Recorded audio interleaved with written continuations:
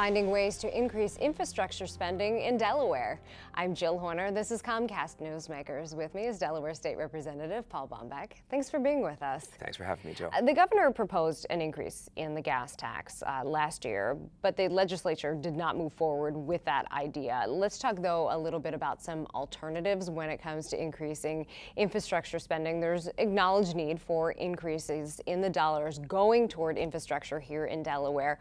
What are some of the alternative ideas? What are your thoughts on this? I think the most promising improvement is to change the amount of borrowing we do and have it be sensitive and have it react to the level of interest rates, the borrowing cost.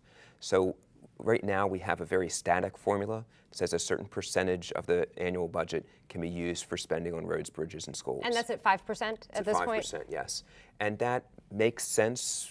That makes some sense, but a better way is to say, let's make sure that we seal in the level of borrowing, the amount we're spending per year to service that debt. Same as with a mortgage. In a sense, the level of mortgage, the size of the mortgage, is not what a lender looks at. They look at what the annual mortgage cost is compared to your income.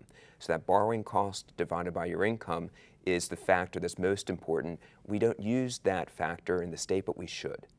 We've heard that term in getting a mortgage, the debt to income ratio. You say that principle, or the similar principle, could apply to the state budget when you are looking at borrowing for infrastructure. But you say looking at the long-term debt service is important when you look at the overall borrowing, but you're also looking at the current interest rates when you're borrowing for infrastructure. Absolutely. Just like for a house, when interest rates are down below 4%, you can buy a bigger house when rates are up at 8%.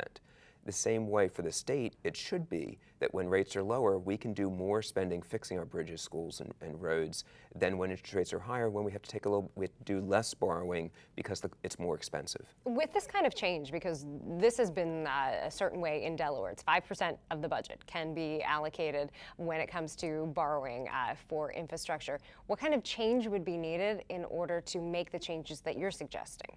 We need to change the law. Each year we pass the budget as a law, and we need to have this built into the budget law, into the capital budget law, and it's going to require a lot of convincing. It's a big change. I think the positive here is we can take advantage of today's lower rates. We know that we have a need. This is a solution to use the first to address the second.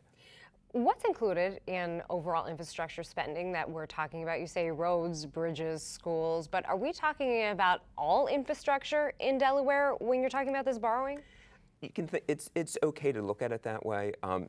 All of our projects have some local match. So if we have city roads, the state will help. The city is going to work on that. With schools, you'll have the local district will pay for some of that. The state will pay for some of that. So we work in partnership, but generally the lion's share, well over 50% of these, is paid for by the state. So we're talking about just about everything that you use out there, public utilities, as far as the roads, schools, and bridges. Is this something that you're going to be moving forward in this next budget cycle?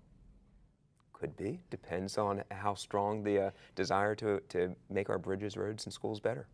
I think the time is certainly here.